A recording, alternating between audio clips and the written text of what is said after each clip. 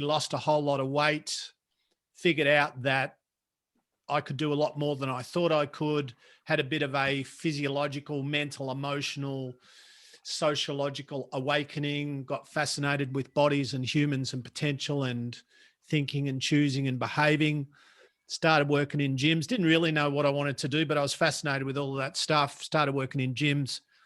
Later on went to university, did a degree in exercise science, ended up lecturing at the same uni I just graduated from, rewrote some of their course, set up the first personal training centre in Australia in 1990.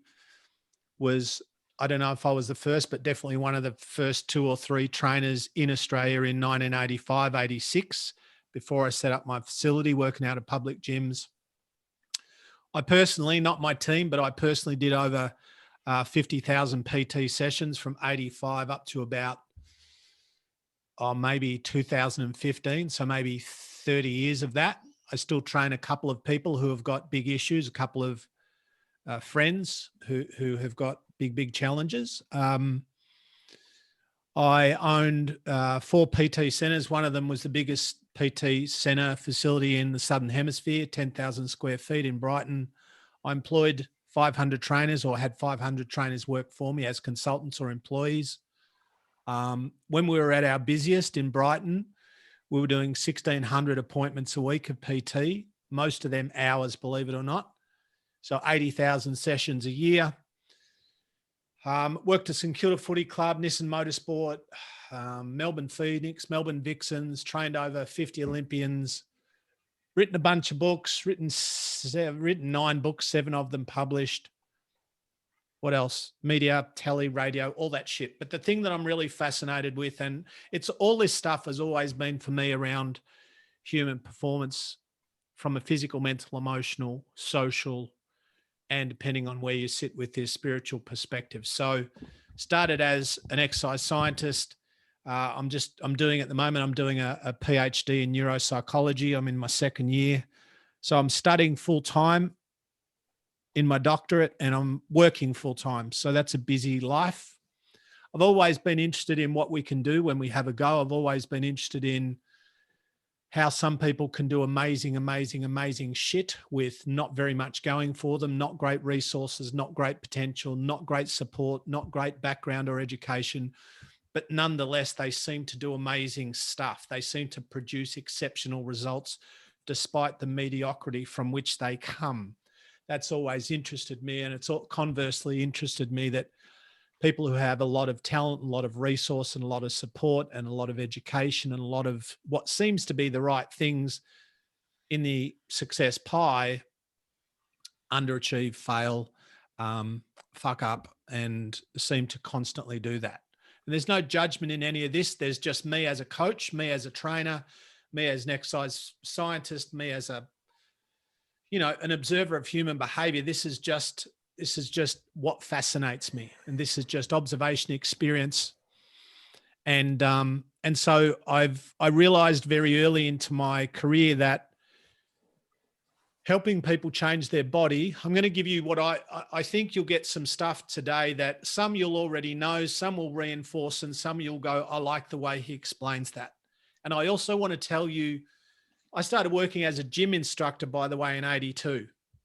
And so I want to tell you what I think is the evolution of the fitness industry, and also where I think we might be going, and also where I think for you guys to get a point of difference and what might help you stand out, be exceptional, be better, do better, create better outcomes, and not only enjoy what you do and love what you do and keep growing and evolving yourself, but also have what we call in business a unique selling proposition. That is something that makes you more desirable or more sellable or more in demand than your competitors. So I realized by the time I started working as a gym instructor when I was 18, by the time I was 19, I figured out that this has got a bit to do with bodies and a lot to do with all the other stuff. How many of you know that getting in shape is largely not about your body, right? So none of you, well, some of you might be, but I'm assuming none of you or most of you are not psychologists. That's cool. Neither do you need to be. But what we need to know if we want to, 1, get good results with people, 2, be able to connect with people, 3, be really good at what we do, and 4, create a brand that brings people in. And also 5, consistently be able to produce a high level of results, is that we need to understand that helping a person change, because you guys are agents of change. Personal trainers is just one label, and it's an okay label, but for me, it's incomplete and it's too small, because literally your job is helping people. Think about this.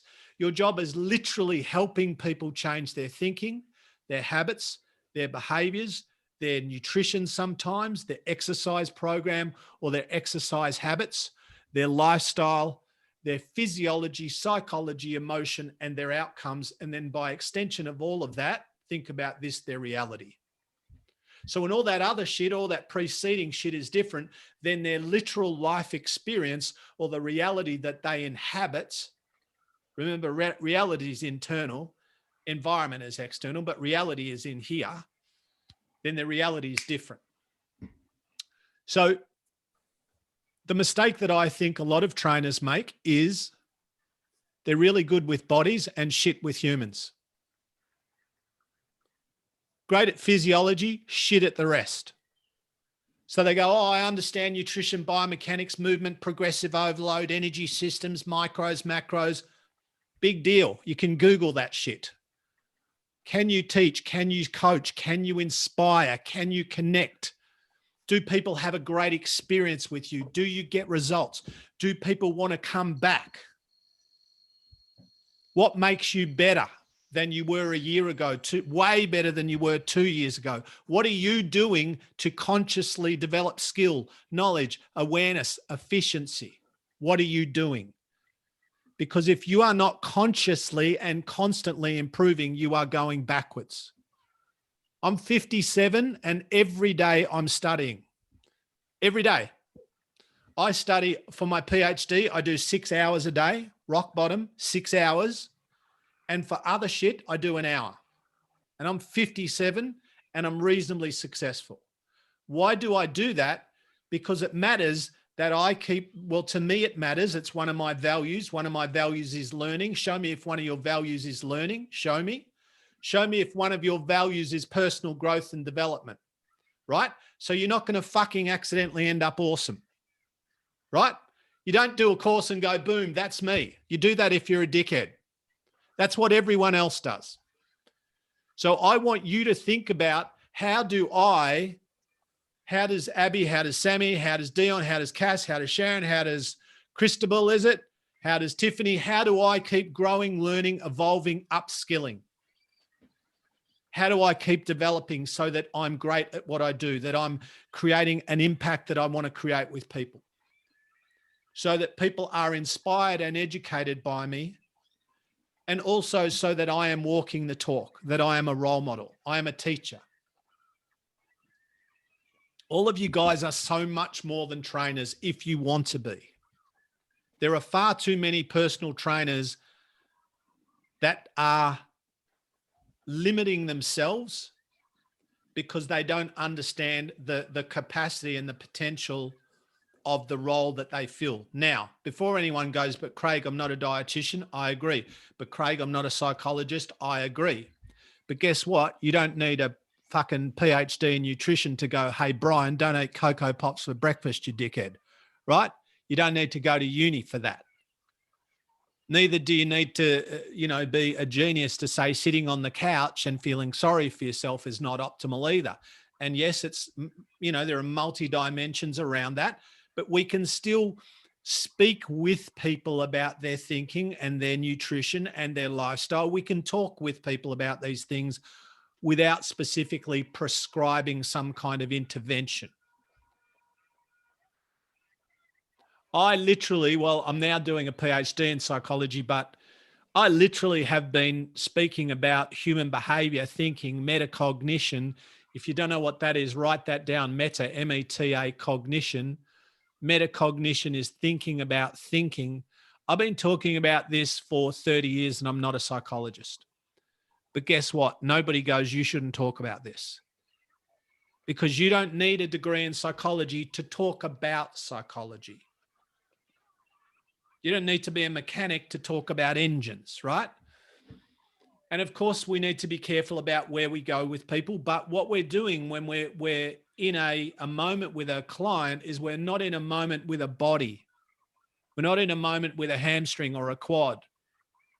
We're not in a moment with a fucking, a joint or a ligament or a tendon or we're in a moment with a human being who is a multi-dimensional creature, who is physical, who is mental, who is emotional, who is social, who is complicated, who is multi-layered. That's who you're having an experience with. And you are all of that, and they are all of that.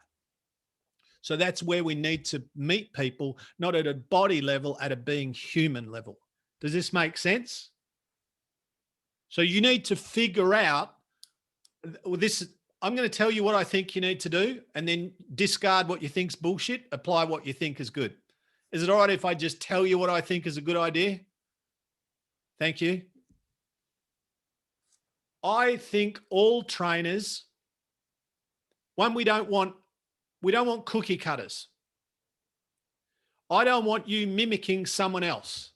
I don't want you coming out going, well, this is what fucking Ethan told me, so boom. I want you, and same with, oh, this is what Harp's told me. Fuck that. Listen to me, consider what I say, and then if that makes sense to you, then try it. Try that idea. Try that strategy. Try that process. Try that science. Try that approach. Try that philosophy and see how that works for you, right? Because just like there is no best program, there's no global best program, but there's a best program for each individual. Just like there's no best global diet, but there's a best way of eating for each individual. Because Ethan and I could train the same, have the same amount of sleep, eat the same food, and put ourselves through all the same stimuli, and we get totally different responses and outcomes ranging from shithouse to magnificent, because we are not the same people. We don't need the same program. We don't need the same stimulus. We don't need the same nutrition. We have totally different needs because we are totally different people. Yes, there's some crossover and similarity. Yes, we should both lift weights, but how often, how hard, how much, and the exercises and movements and range of movements and speeds and sets and reps, and even that's just one bit of the whole picture. And even that's going to be different. So when I see, and I've seen it for fucking years, personal trainers putting basically each client through the same program, to me, that says one, they either don't give a fuck, two, they don't know, three, they're lazy, or four, they don't care.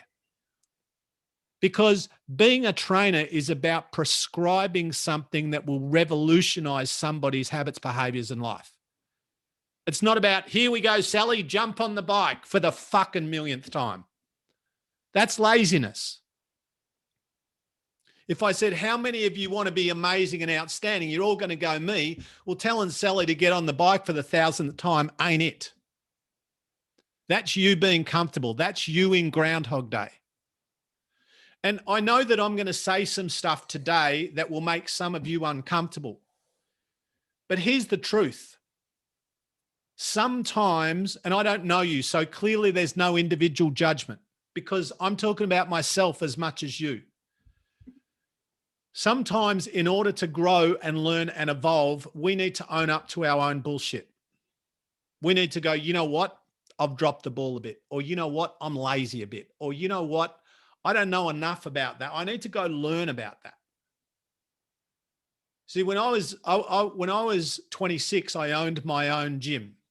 When I was 22, I was already training clients one-on-one. When I was 18, I was writing gym programs and helping people.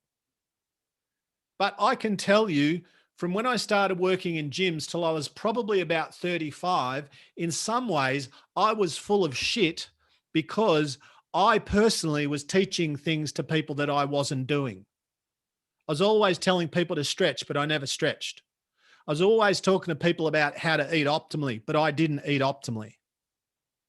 I always had food issues. I always had a lot of things going on, and this made me, one, disingenuous, two, a bit of a fraud, and three, not as good as I should have been. I was okay, but I still wasn't managing me optimally. It's really important. Like if I said, how many of you want people to respect you as a role model? Nobody's going to go, not me. So I'm going to say, if you want people to respect you as a role model, then give them a reason to respect you. Don't tell people to do what you wouldn't do yourself. And what I care about people is most, when I'm working with people one-on-one or in groups, what I care about is what you do when no one's looking, because what you do when no one's looking tells me who you are. If your behavior is different when everyone's watching, that's called persona, not person. That's called a show. That's called you playing a role so that people see you a certain way. I believe that, I'm not talking about you guys, but I believe that personal trainers have a bad rap. I believe the general public doesn't think too highly of personal trainers. And I think some personal trainers have brought that on themselves because some are lazy, some are unprofessional. If I hear one more story about a trainer who roots his or her clients, I'll fucking jump off the top step. Like the dumbest shit ever. I know this seems funny, but how ridiculous is it? Keep this in mind. Your clients are not, well, certainly not your sexual partners, but your clients are not your friends. They're not your friends. They're your clients. This is not a friendship. This is a professional relationship. And if you don't know that, you need to reset. They're not your friends. They're not your buddies. I'm not saying don't be friendly. I'm not saying don't be generous or empathetic or kind, but I can promise you, if you come across as someone who is a coach and a teacher and an authority who happens to be a really nice human, you're going to be a lot more successful over the long term than when you are the trainer who wants to be everybody's friend. Because when you're that person, you have no authority. When you have no authority, then they're running the show, not you. Does this make sense? And I know for some of you, this is uncomfortable. Okay, I want you to be honest. I'm going to ask you some hard shit, but I want you to be honest. And I don't want you to let you get your ego in the way or your bullshit in the way or your self-esteem in the way or what anyone else thinks in the way, because that's all bullshit. And we only have 90 minutes and I need to fucking change your life. So I've got to hurry up. How many of you are people pleasers? Be honest. Doesn't fucking work. Who knows it doesn't work? You can be kind and empathetic and generous and a little bit terrifying. There's the formula. Kind, empathetic, generous. I love people. I love humans. I've been training a friend of mine who got blown up in an industrial accident for 4 years, 3 to 5 days a week. When I really don't have the time, I love him. I get paid zero. I would never take money. I work with drug addicts, alcoholics. I do shit for lots of groups. I'm not trying to sound like a good bloke, but 40% of the work I do, I get paid zero. 40%. I get paid for 60. But 40%, so if I do 50 hours, what's 40% of 50 hours? 20 hours. If I do 50 hours a week, 20 of work, actual work, I get paid zero. Why? Because I really think it's my calling and my purpose to help people. However, that doesn't mean I'm a pushover or a pussy. And for you guys, you can still be kind and generous and empathetic, but you need to be, I believe, if you want to pull back that power and that respect that some personal trainers have eroded on behalf of the profession, then the only person you can control is you. So don't worry about what everyone else is doing. Oh, but he does this, but she does that, but the industry, but Fitness Australia, but the government, fuck all that. You can't control that. All you can control is you, your choices, your habits, your behavior, your standards, your values, the quality of your work. So excellence is a choice. Excellence is a choice. because excellence is what you do with what you've got. Excellence is what you do with your skill, your time, your education, your knowledge, your talent, and your energy. That's what that's about. When I grew up, I was picked last for every sporting team. Every sporting team. I was shit house. I was, like I said, mid 90 kilos when I was 14. In 16 weeks, I lost 35 kilos as a 14-year-old. I started running. I started training. And every day from literally 15 onwards through school, I would run 8 to 10 Ks a day, and I would do 1,000 push-ups, 1,000 sit-ups, and 1,000 chin-ups, 100 chin-ups a day, 1,000, 100.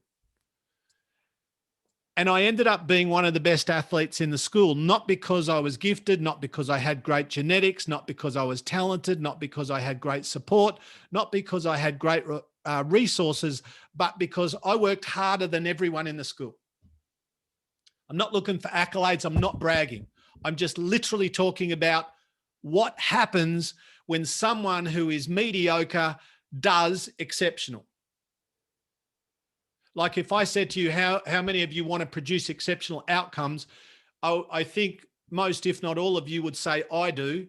Then I'm going to say how you produce exceptional outcomes is by being exceptional and doing exceptional things. What does that mean? What does doing exceptional things mean? It means doing what most people won't do. What won't most people do? Following a 1.5 hour Zoom like this. This is the truth. Most people won't take action. Most people will come to a Zoom call. They'll go, oh, fuck, Harps was interesting or a bit inspiring or a dickhead or whatever their takeaway is. And they'll go, oh, that's true. Oh, that's true. Because I'm seeing the heads nodding and people going, fuck, that's me. And I know that some of you have already identified, but I don't give 3 shits about any of that. What I care about, because I know I can talk and present and teach, it's my job. The value to Ethan and the value to you lies in your ability to take action when this finishes. Does that make sense? If I have an exercise physiologist who's also a doctor, who's also a dietitian, who's also a psychologist, who knows everything to do, but they don't do anything with all of that knowledge and potential, they're going to live in an overweight, unhealthy, dysfunctional, probably injured body, despite all of their knowledge and resources and understanding and education and background. Because transformation, listen to me, transformation lives in the application of the information. Transformation lives in the doing, not just the knowing.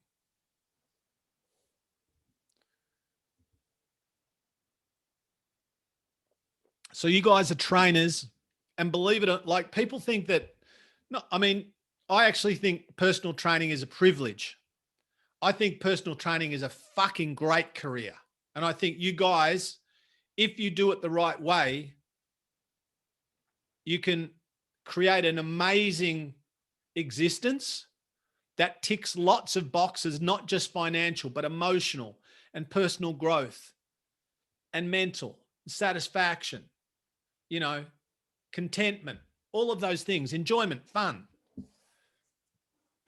But also what it does is it gives you an opportunity, if you want that, to have an impact in the lives of other humans in a significant way.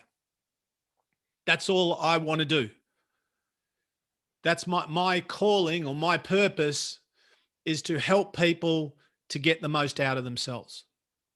My purpose for this hour and a half is to help you to get out of your own way, to get out of your overthinking, to get out of your self-doubt, to get out of your self-limiting stories. Okay, honesty time again. Put up your hand if you are an overthinker. Be honest. Overthinker. Okay, all of us, me included. So where does that come from? What is that about? I could talk to you for 2 hours about this, but I can't. So I'm going to tell you, overthinking is a byproduct of fear. It's a manifestation of fear. Self-doubt, fear. Self-loathing, fear. Frustration, often fear. procrastination, avoidance, fear. Replaying the same story in your head 1,000 times, fear. Having the same inner dialogue, fear. Almost doing the same thing but never actually doing it 100 times, fear.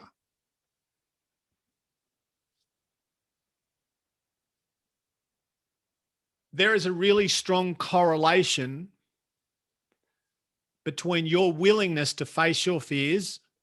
I'm not talking about spiders or hot flames. I'm talking about strategically facing those things that hold you back, developmentally, professionally, personally, emotionally, socially, mentally.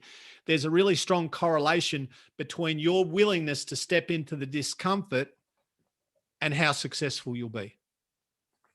Why? Because when we do hard things, when we get uncomfortable, we grow, we learn, we develop. Yeah, we're going to have shit days, but guess what? So does everyone. We're not trying to avoid a shit life, although we are, or we're not trying to permanently avoid, pain or discomfort. But what we're trying to do is make ourselves more effective and more resilient in the middle of it.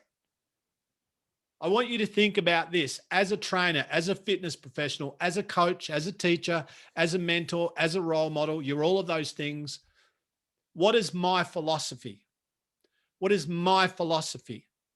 So when people come to you, you go, thanks. Let me just tell you how this works. Let me tell you how I work. Let me tell you my philosophy, and let's see if we'll be good together.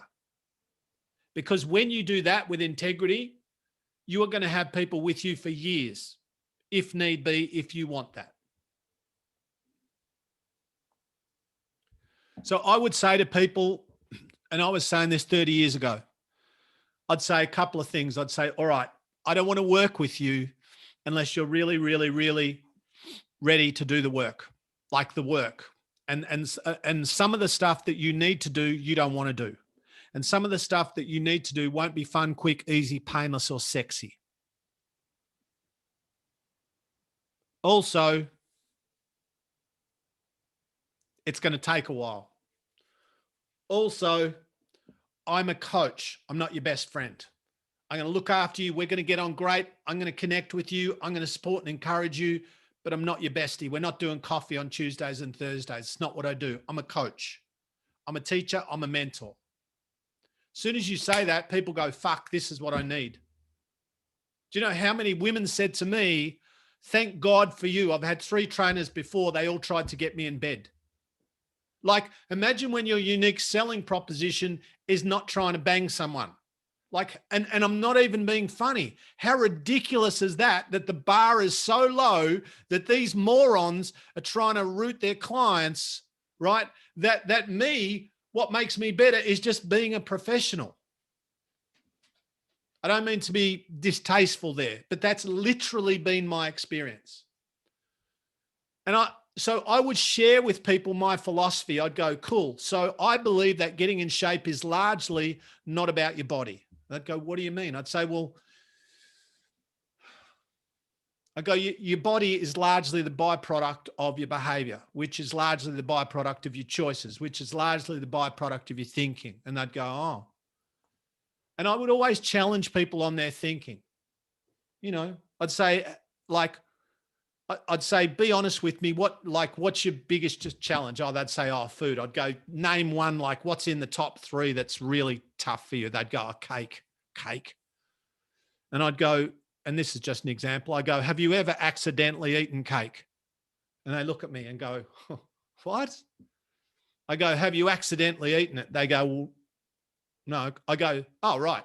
So you consciously choose it then. So it's not something that just happens and you go, oh, fuck, how'd that happen? No, you, while being in a body you don't want, while wanting to be leaner, at the same time, you consciously go to the fridge and go, I'm eating this piece of sugary shit. Like, you make that choice. So the problem is not cake. The problem is not your body. The problem is the core driver of these behaviors. Does this make sense, everyone? The problem is, why are people self-sabotaging? That's the problem. The problem is the thinking. Nobody accidentally avoids the gym. Nobody accidentally doesn't work out. Nobody accidentally eats cake. Nobody accidentally has 10 beers. These are all conscious behaviors. This is why I'm far less interested in anatomy, physiology, biomechanics, and all that stuff, which is all good.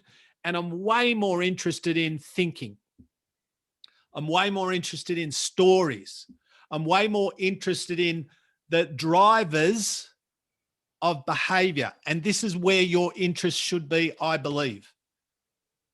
How many of you have a pretty good understanding of anatomy and physiology? Pretty good. How many of you?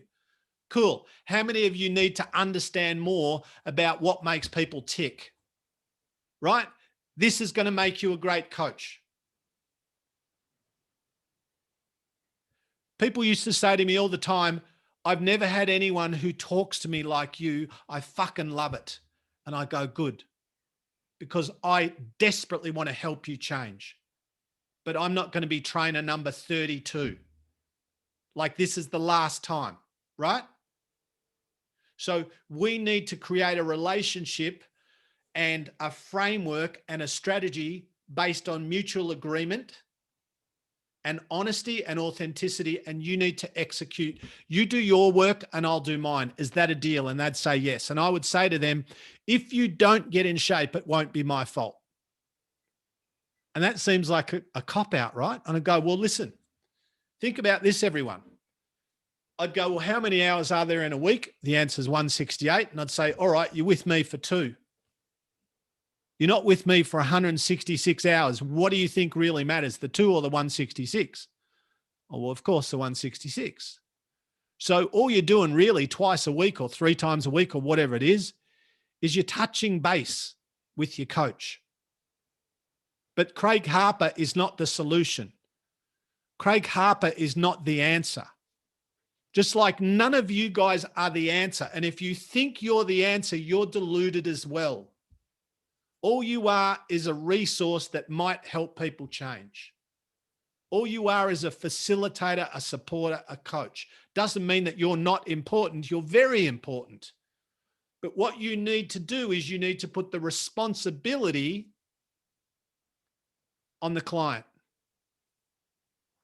Hey, Ethan, I can't get out of bed for you and be motivated for you. Hey, Ethan, I can't have a good attitude for you. Ethan, I can't eat great food for you. I can't go shopping for you. I can't make good decisions for you. I can't go to that restaurant on Saturday night and behave in alignment with my values and goals. I can't stand at the pantry on Sunday night at 10:30 at night when it's full of shit and have self-control for you.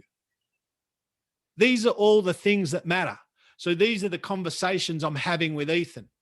And I'll say to Ethan, mate, I'm going to do everything I can do. Coach you, cheer you on, educate you, spot you, teach you how to train great, tell you as much about the body as you want, but I can't manage your mind.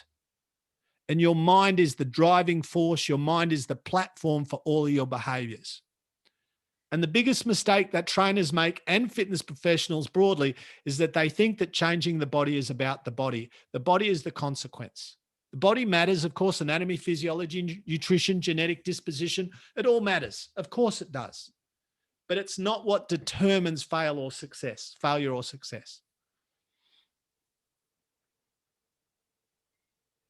Okay, let me hit the pause button. Are there any questions before I plow on? If you've got a question, just unmute yourself and ask away.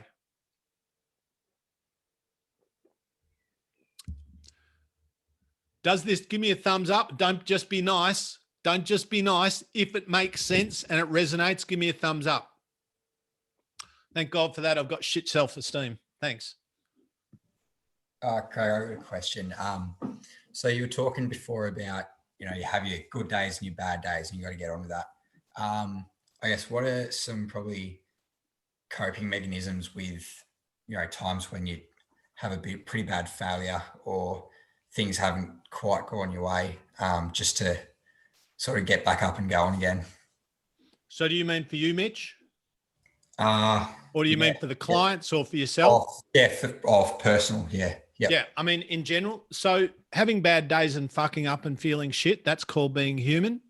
That's not bad. That's not weak. I have that too. I have that, You know, the funny thing is, how old are you, can I ask? 22.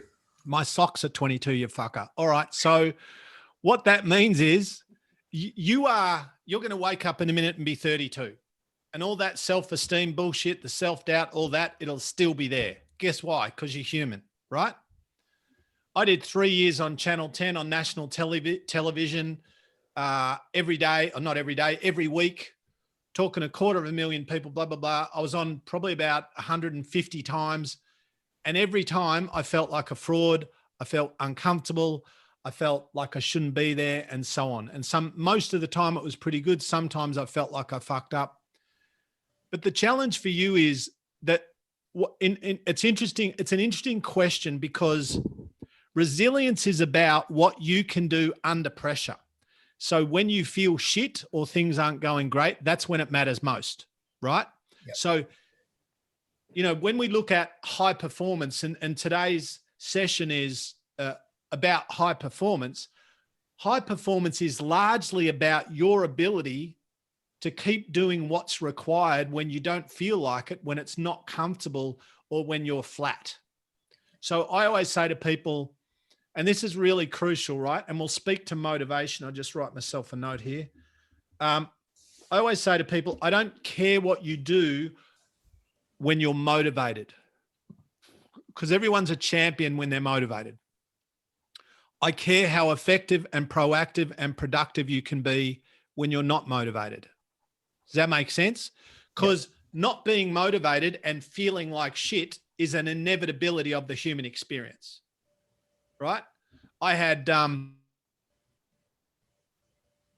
PhD, you do this thing called an academic confirmation. And so you go and stand before a board of academics. It's essentially like going to court, and you've got to present your research and your thesis and your studies and your protocols and your ethics and all the shit. And literally they say to you, nah, see ya, or maybe, but you've got to come back and repeat this in 4 months, or green light. And I speak for a living, and sometimes to thousands of people. I didn't sleep for 2 nights because I had to talk to 4 fat blokes in suits. I was shitting myself, right? And I was so uncomfortable and all of this stuff, but anyway, fortunately I got through it. But it's about your ability to go, this is uncomfortable, this is hard, I feel like dog shit, but I'm keeping going. Because it's in that time, mate, where you become different. Because your challenge is to build resilience and your ability. It's like in elite sport, in the military, in a lot of fields in life, it's really about how well you can execute stuff under pressure. Does that make sense? Yeah. Cool. Cheers. Anyone else? I've got a question. Sure, Kev. Thanks for not being 25. Yeah, thank you, mate. Thanks. My biggest fear is success and being close to doing what I feel is my calling in helping people. I think I've just scratched the surface over the course of a long hospitality career, and my people skills I get off my dearest late mother. Now, I've had a lot of self-esteem issues and all that sort of thing, and as my TDL district leader would attest to, that she knows how uneasy and uncomfortable I am with a few things, but the fact that I might actually be good at what I do, and I'm just sort of learning the physical side of things, and it's the mental side that I feel most comfortable with. But the fact that there's a few people that are in this seminar, and some that are not, that have helped me get to make me believe that I can actually do it. And that's really frightening for me. Yeah. And that sort of thing. And I don't want to come across that way when I meet a client, because I want it so much. Often I've fallen over because I wanted to do something really a lot, like be the greatest coffee maker and the greatest coffee roaster. And I used to make a lot of mistakes, not because I was careless, but because I wanted it too much. And I really find it difficult to sort of get over that hurdle, Craig, the fear of success, and something might actually happen that's good. Yeah.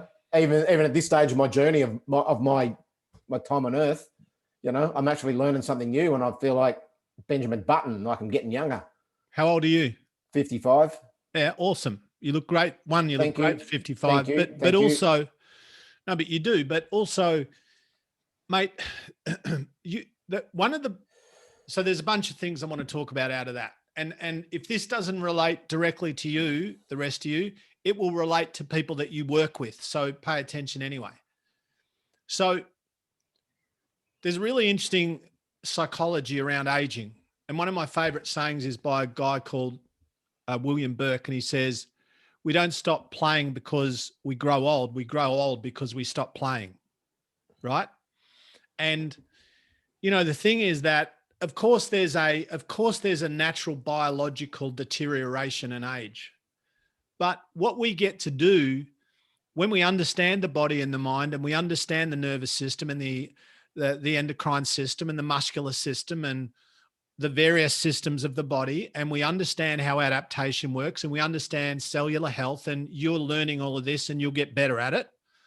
What we know is that a 55-year-old body doesn't need to be typically 55, right? So I'm 57. My body fat is probably 7%. I'm not trying to sound good. I don't eat shit. I don't drink. I don't smoke. I've never been drunk. I've never had alcohol. I've never taken drugs.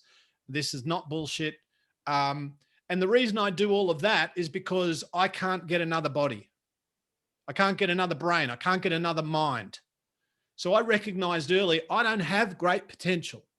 I don't have great genetics.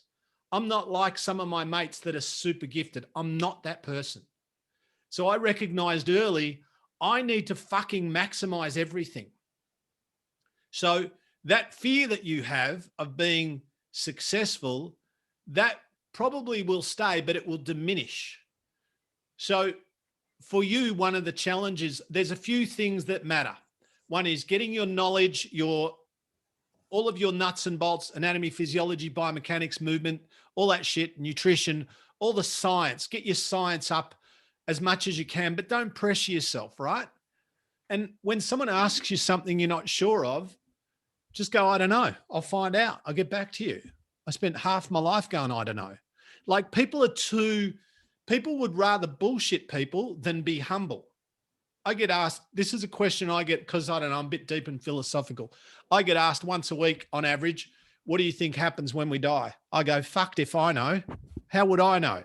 Like, what am I, Jesus? What am I, the Dalai Lama? Well, I don't know. I go, maybe this, maybe that, maybe none of that, right? Yeah. It's okay not to know, but it's not okay to pretend you know and mislead people. The next thing is you being uncomfortable, just like I said with Mitch, it's okay. And this is something I was going to get to later, but I'll get to it now, and this is relevant for everyone. I want you to think about a couple of things, Kev. One is, can everyone write this sentence down? This matters. In terms of what I want to do, comma, be, and create. Actually, do, be, create, and change. In terms of what I want to do, be, create, and change. This is a really important question. In terms of what I want to do, be, create, and change, what are my non-negotiables? What are my non-negotiables? In other words, what are the things that you are going to do no matter what?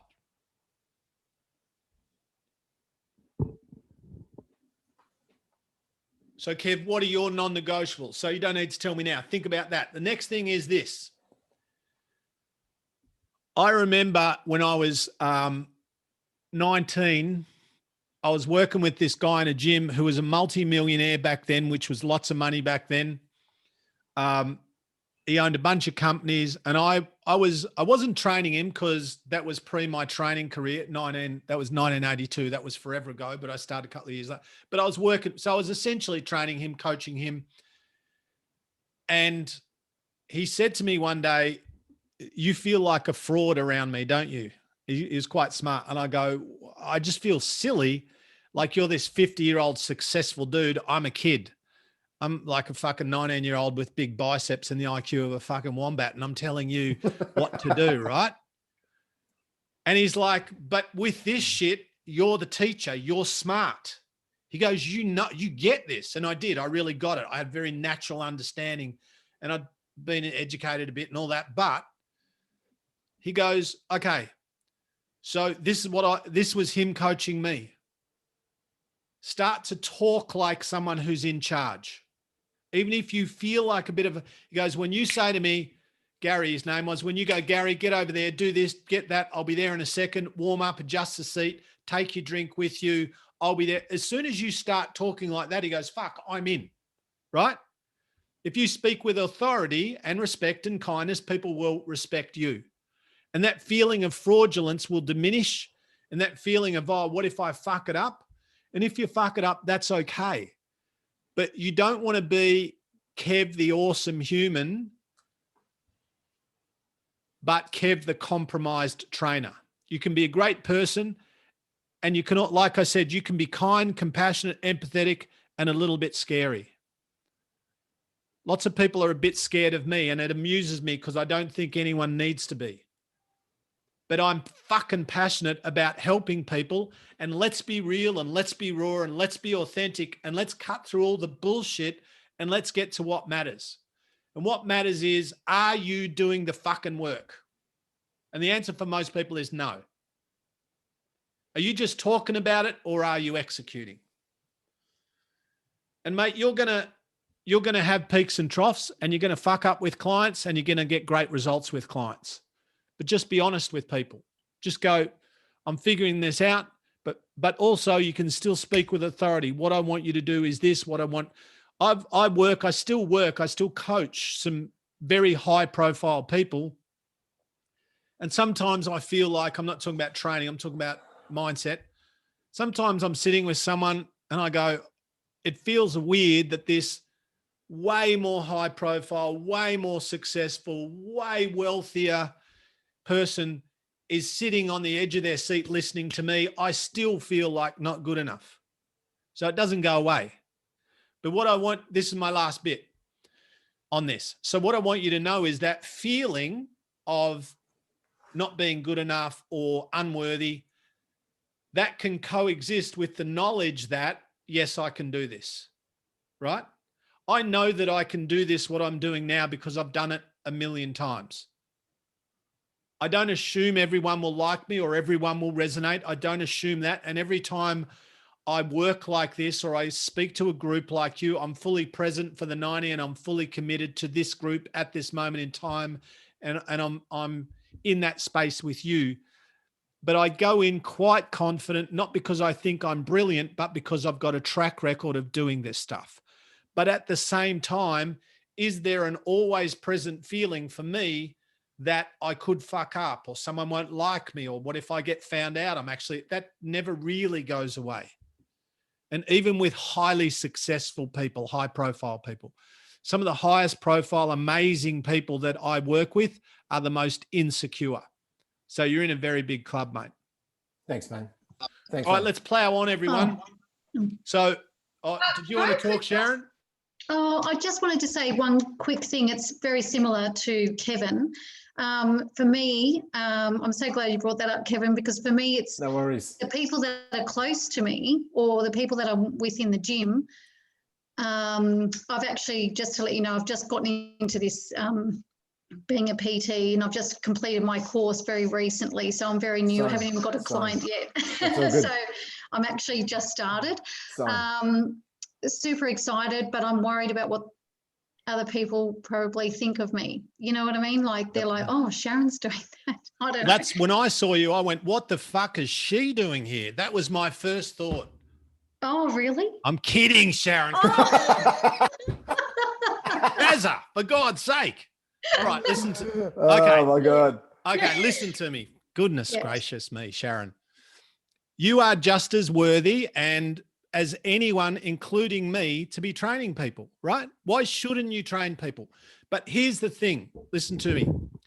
I know I sound bossy. Sorry, I'm in fucking coaching mode. I apologize, everyone. When I get in coaching mode, I feel like you're a bunch of athletes that I'm talking to and I can't stop it. But Shazza, listen to me. Yeah. Listen to me. You can't get good at the thing you don't do. Yep. You need to be okay with fucking up, because fucking up is part of the journey, right? you need to be okay with not knowing stuff. See, here's one of the problems with all of us in Australia.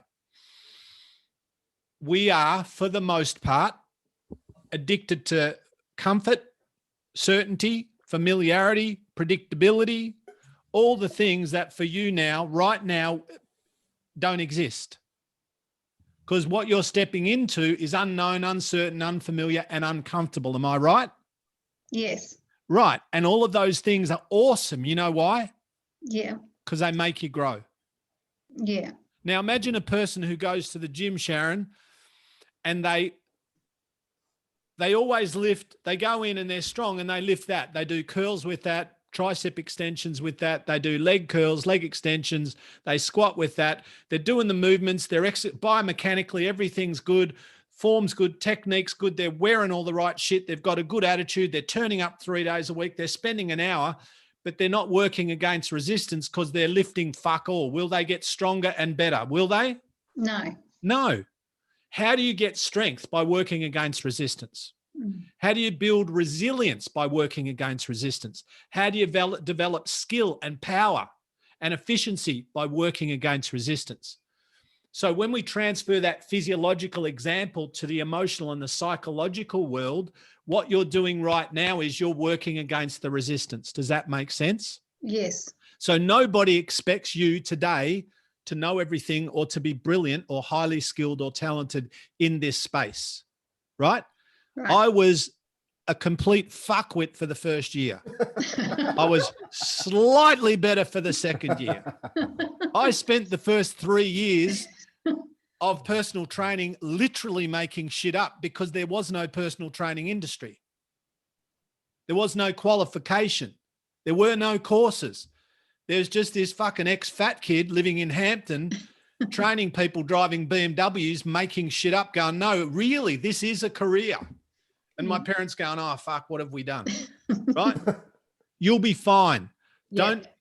Don't look, what is not a good use of your energy or your attention is what other people think of you. Mm. Right? What's in your control is your behavior. What's in your control is where you invest your energy. Chelsea's very excited down the bottom. What's in your control is what's in your control is what you create over time. But what's not in your control is how other people will think about you or respond. Does that make sense? Yes. Okay. I've seen lots, like I look at you and Kevin, right? Mm. And I don't know you, but I'm pretty good judge of character. You guys, if you do the work, I think you will both be good trainers. Why? Because I think you're both good people. I would rather take someone who's got very little knowledge, maybe not even that talented. I'm not saying that's you, not, like coming from a whatever background, as long as they're good people and they really want to help people change, then you're going to make a good trainer. Yeah. Okay. Yeah. And just keep Awesome. learning. Yeah.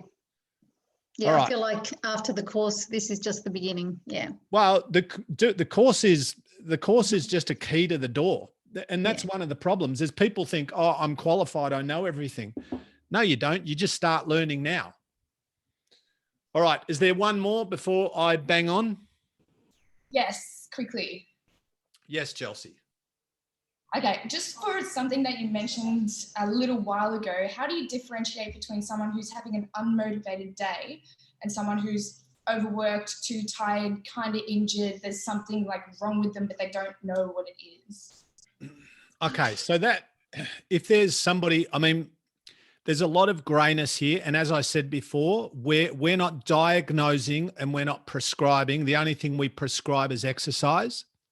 But I would talk to people about whether or not they've got pre-existing mental health issues, which is really common and really okay. If they suffer from depression or anxiety, by the way, I would say maybe 20, 30% of people on this call regularly suffer from a form of anxiety. So it's not weird or bad, it's human. But how you find out is really just in conversation. And if somebody's felt, if today I'm a bit tired and I'm a bit stuffed and whatever, that's different to I've been feeling like this for 12 days, or I go through this for months at a time. So that's when you would go, cool, I'm going to step out of the way in terms of that. And I'm going to refer you to a psychologist or a doctor or whoever the appropriate medical or clinical professional is. But also sometimes, you just have grown-up conversations. You're a grown-up, they're a grown-up. You go, I would say to people, do you think this is just you having a shit day, or do you think this is something deeper and bigger? And if they feel it's something deeper and bigger, then cool. Then let's open the door and let's build I've always been one for building a team around the individual, because I'm not the answer to everything. If we have a dietitian involved, awesome. If we have a clinical psychologist or a GP or whatever, or a physio, then all of you guys should have a network of allied professionals, health professionals that you have in your phone, people that you know and trust, and even people that you can ring and say, hey, I've got a client who suffers from XYZ. Can I have some advice? Like, have you got it, but that's a good question, Chelsea. Is that okay? Yeah, no, that makes sense. I guess I was just like, how hard should you try to push people, pretty much is where I was going with that. Like, how hard to push and push and push when they're resisting until you say, okay, maybe they actually shouldn't be trying. Okay, so all right. That's a good question, and I want to talk about that question, but I want to talk about a bigger concept. So let me talk to you about this is going to sound weird, but I'll come back to it. So right now, when I look down at the bottom of my screen, it says 37 participants. So that's 36 people, or 36 people listening, and one dude, for better or worse, talking. And the human experience is subjective. And what that means is that all of us, as I alluded to earlier, all of us live in our own reality. And so right now we have 37 people on the call, 36 of you listening to me, same guys, same words, same day, same energy, same intention, trying to teach, encourage, provoke, support, educate, whatever, trying to do my thing as well as I can. But what we don't have is 36 people sitting in the same experience. It's possible that someone's listening to me right now going, this is bullshit. And their experience is one of bullshit. Someone's going, no, this is actually fascinating. And their experience is fascination. Someone else's story is, I don't really get it. That's their story. And that's their story that becomes their emotion, and their experience becomes one of frustration. I don't get it. Somebody's like, wow, this is like light bulbs for me. And their experience is enlightenment or awareness or revelation. So what we've got to understand is, when you say, how hard do we push them? There is no number. There's no metric, because what person?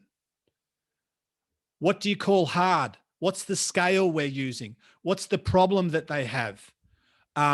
It's all of this stuff is individual.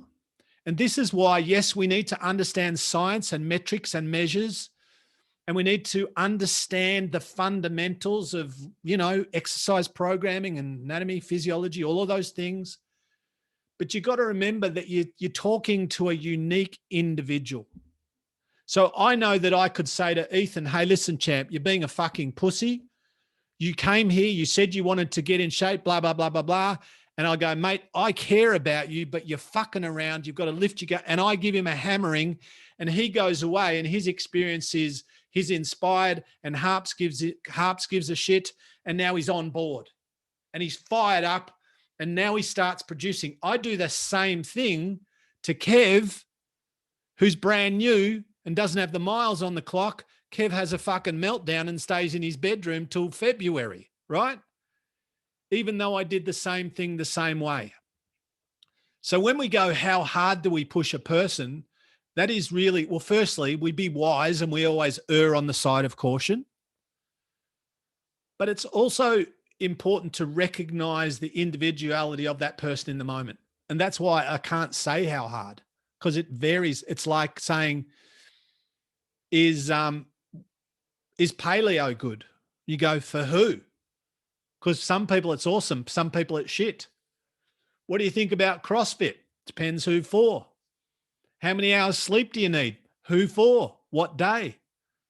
If Kevin and I both weigh 85 kilos, do we need the same amount of calories? Nah, because we're not in each other's body. Even if we're the same age and the same weight, we don't expend the same amount of energy. We don't have the same body composition. We don't have the same DNA. We don't need the same calories. There are so many variables. And this is why being instinctive and intuitive and aware and socially and emotionally intelligent has to complement the science. Because you're not dealing with an algorithm. You're not dealing with a scale or a BMI you're dealing with unique individuals. But good question. All right, let's plow on because I've got some stuff I need to get through in the next 25 mins. I'll try and do 20 and then we'll do a few Q&A if you want. So I mentioned this already. I want to talk to you. So we're talking about high performance. So what I want to do is, if you can write down this sentence, I'll try and get an hour of stuff into 20 minutes. So the sentence is, or the question is, what are the skills? What are the skills, qualities, attributes? What are the skills, qualities, attributes, habits, and behaviors? What are the skills, qualities, attributes, habits, and behaviors of high performers?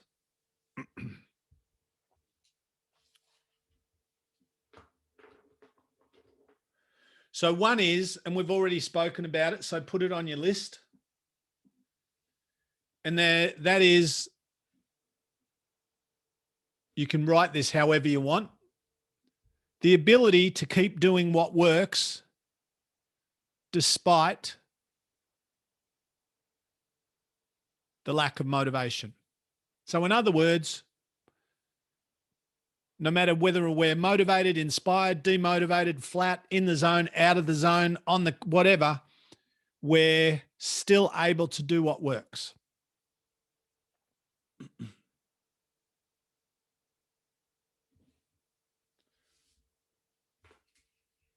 Second one is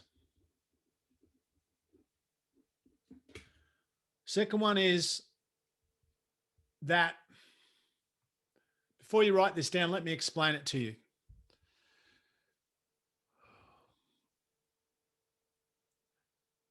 Now, this is not being critical of any program or any brand or anything, but I want to talk to you about the idea of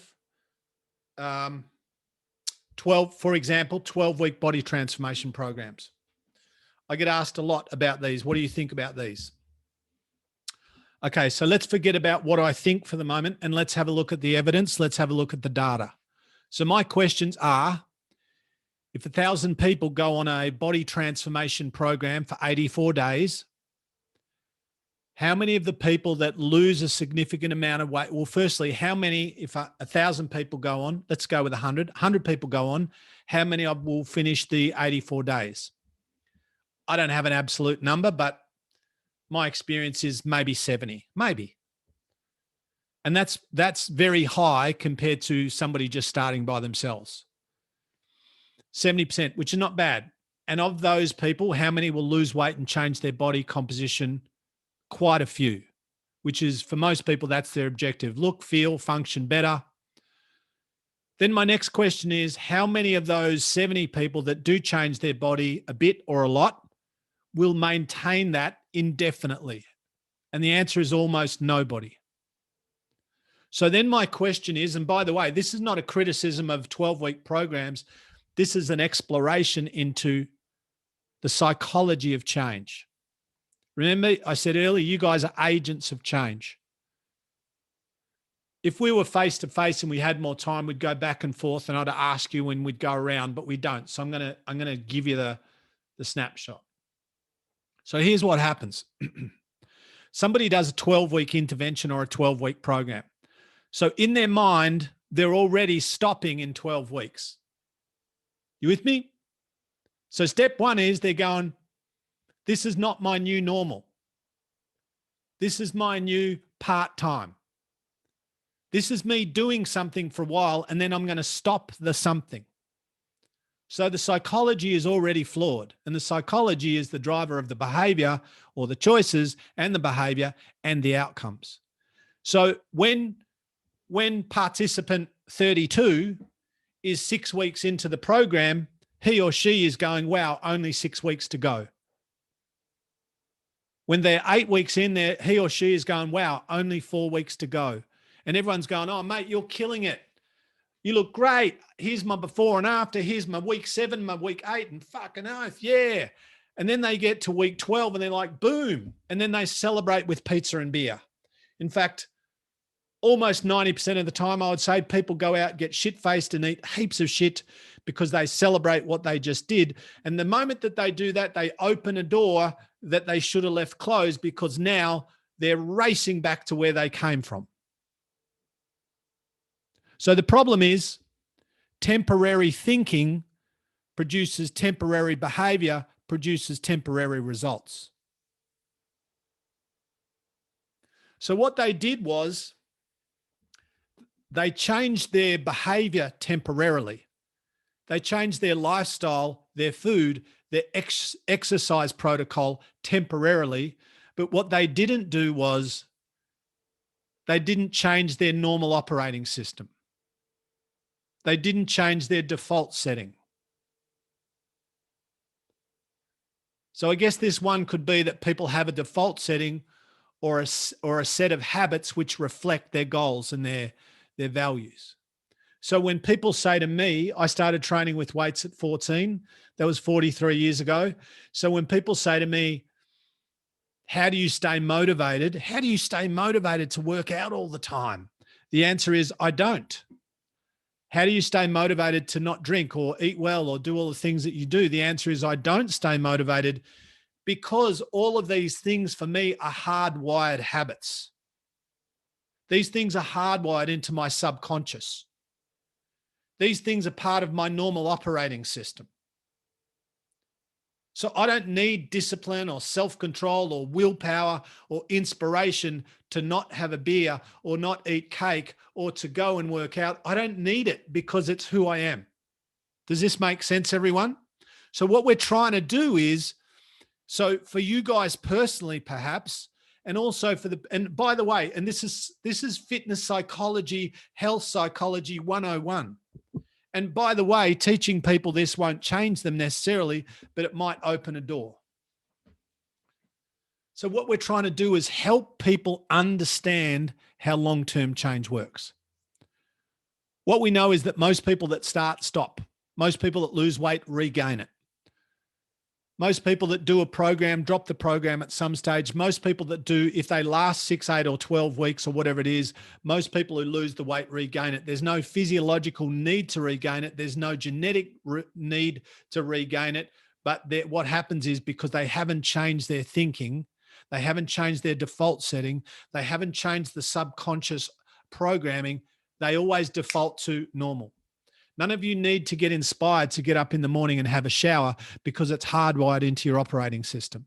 None of you go and stand in front of the mirror and think, geez, will I clean my teeth today or will I start on Monday? None of you do that because it's hardwired. So there are certain things that we humans do on autopilot because there's nothing in our brain that tells us that that's an optional behavior. Now imagine if we took that same thinking or that same construct and went, wow, firstly, what are my goals and what are my values? And then based on my goals and my values, what needs to be hardwired into my normal operating system?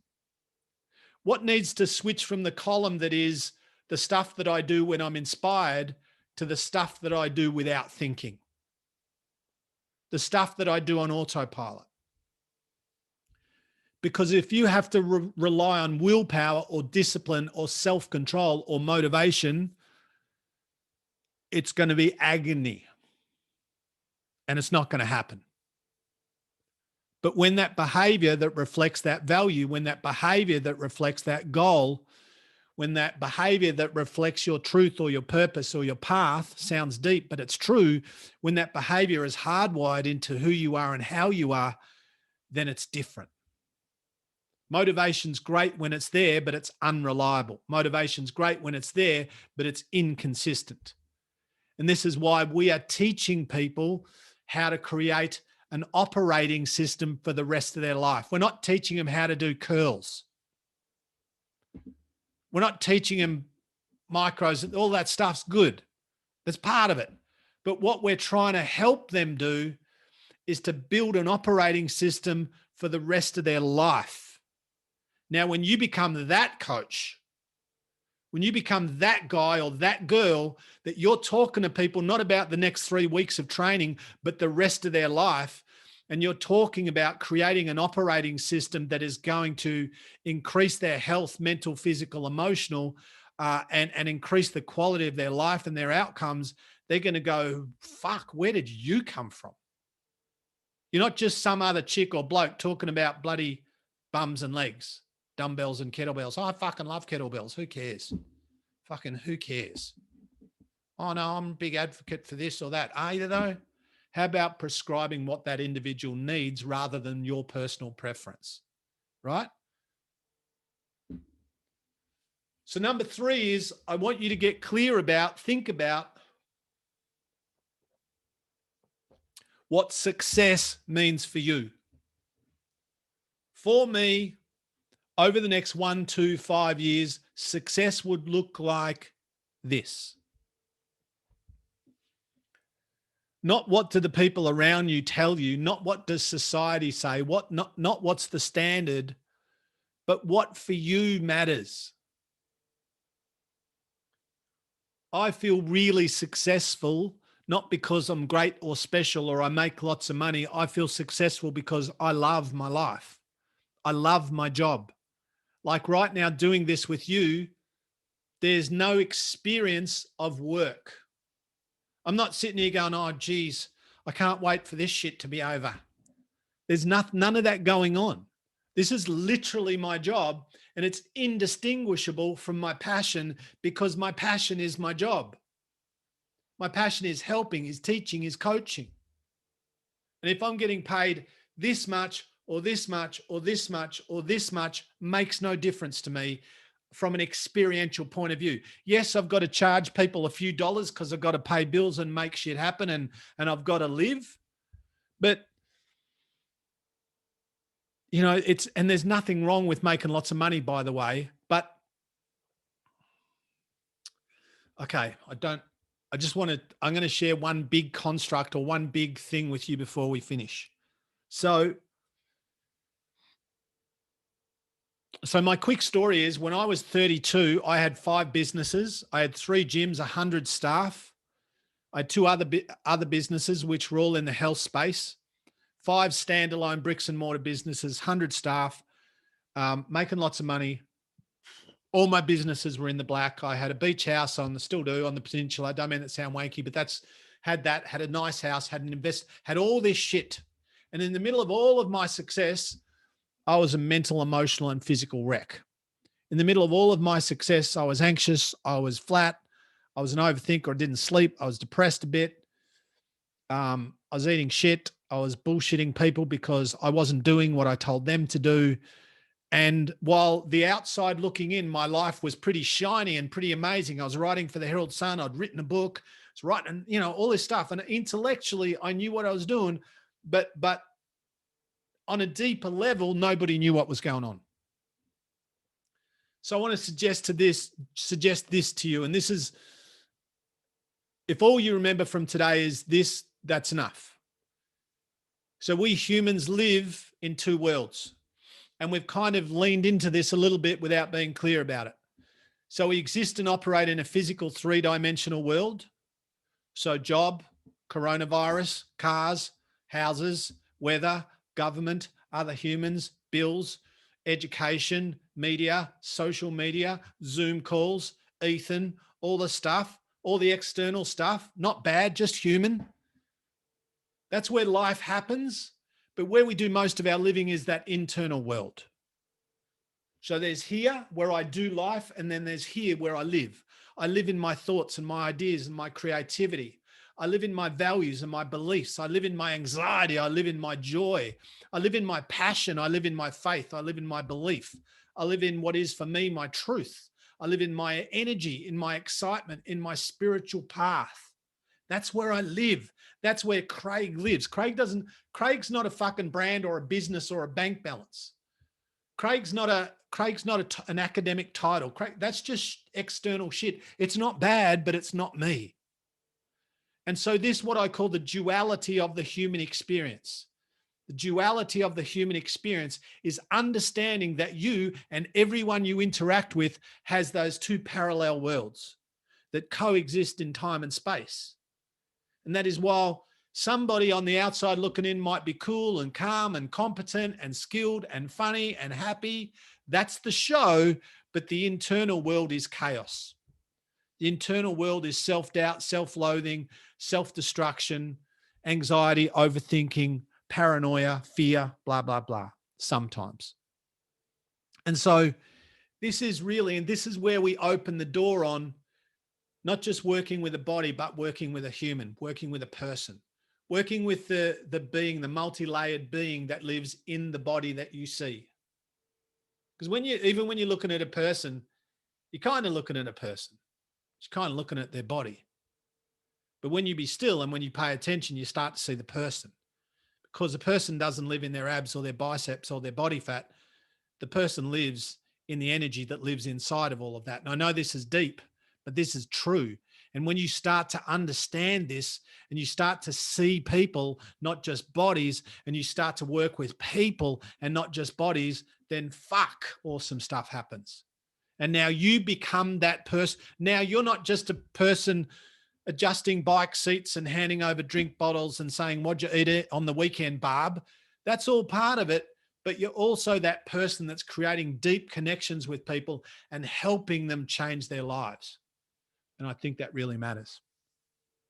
I got lots more, but we'll pull the pin there and we'll do some questions for the last 8 minutes or so. Put up your hand. Show me your hand if that was valuable for you.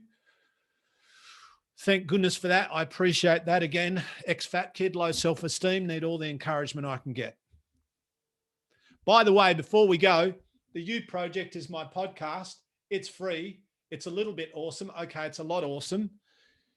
If you don't listen to my podcast, what the fuck are you doing? Get on board, tell 100 friends, pressure them. I don't care. Manipulate them, whatever you need, threaten them, tell them you'll burn down their house, whatever you need to do to get them on board. Also, when you listen, leave me a 5-star thing and write something nice. No pressure. That'd be great. Also, all free, by the way, no hooks, catches, agendas. Also, follow me on Insta at Whiteboard Lessons, all one word, at Whiteboard Lessons, and lots of free shit. And if you like the way I teach and coach and the way that I kind of explain stuff, then you'll like the podcast and you'll like my Insta stuff. Again, no sales pitch in there, just lots of free shit for you. All right.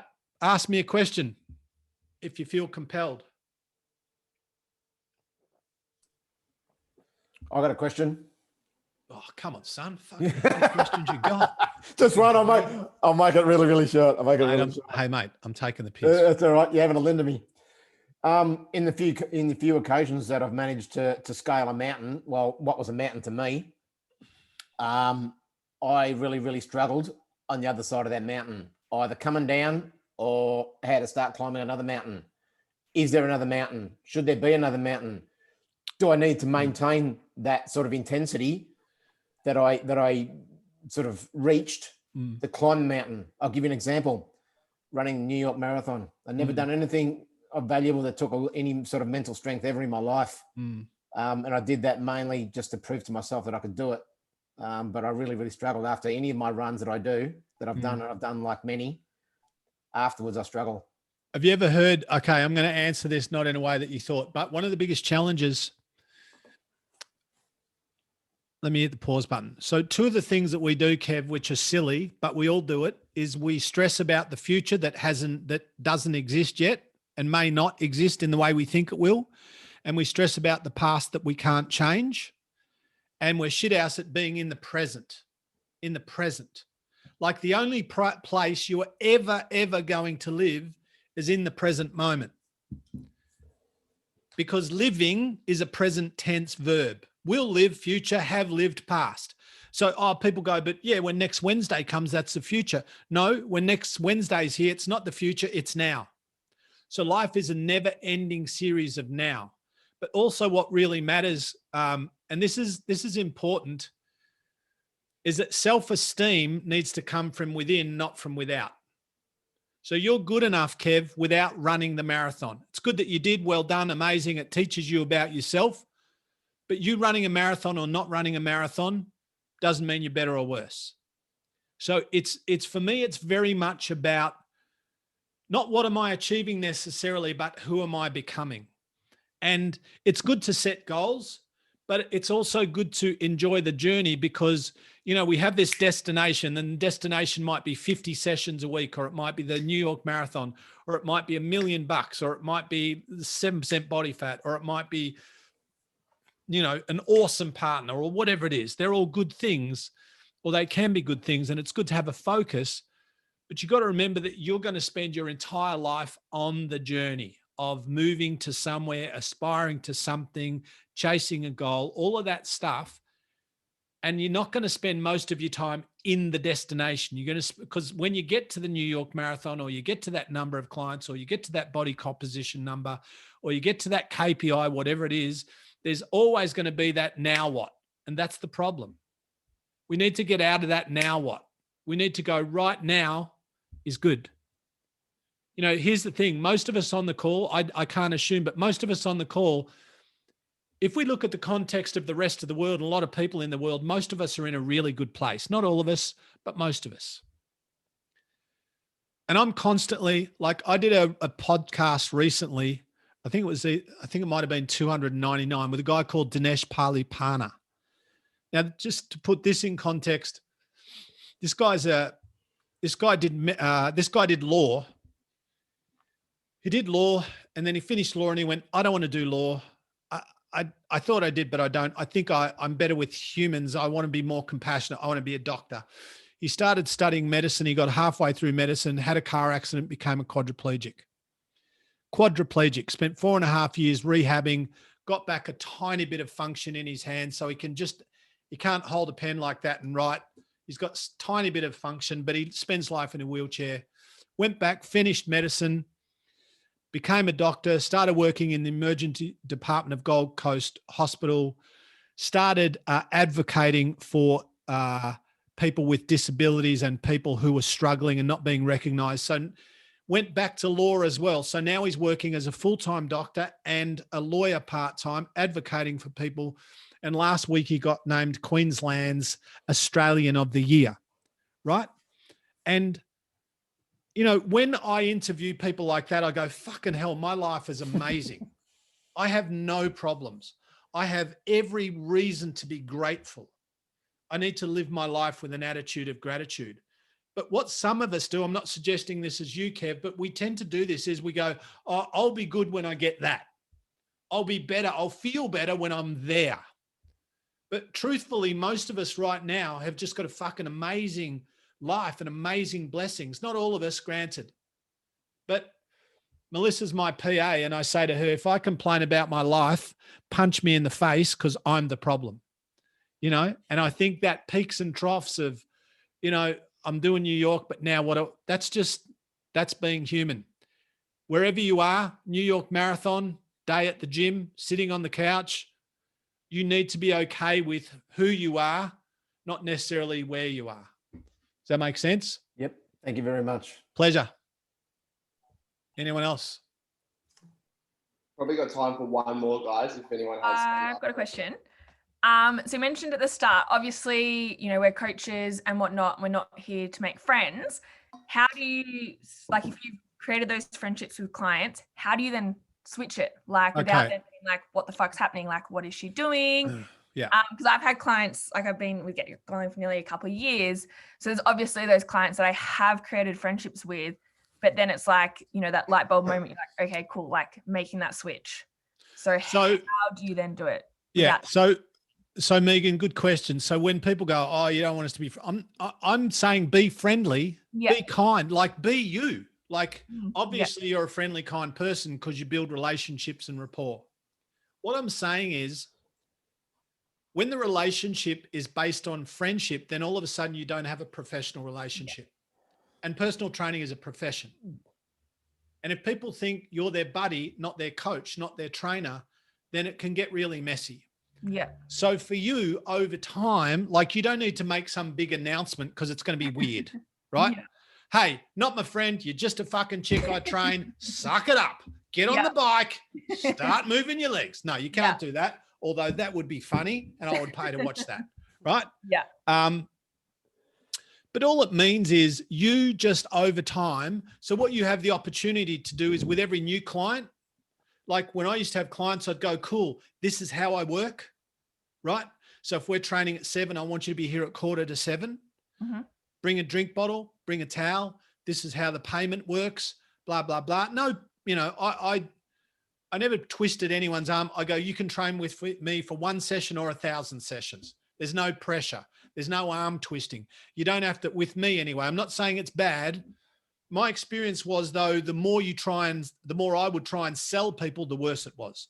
So I would go, hey, I could be shit house. So do 1 session, see what you think. And if you're good, you don't need to twist anyone's arm, right? So over time, you can gradually change the dynamics of the relationship with people that you already have. Mm-hmm.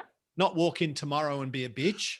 And by the way, I'm not suggesting anyone is a bitch, but I'm suggesting that you keep in mind that just like you would have a professional relationship with a doctor or a physiotherapist or a lawyer, like if we want people to respect us as professionals, we need to behave that way all the time. Yeah.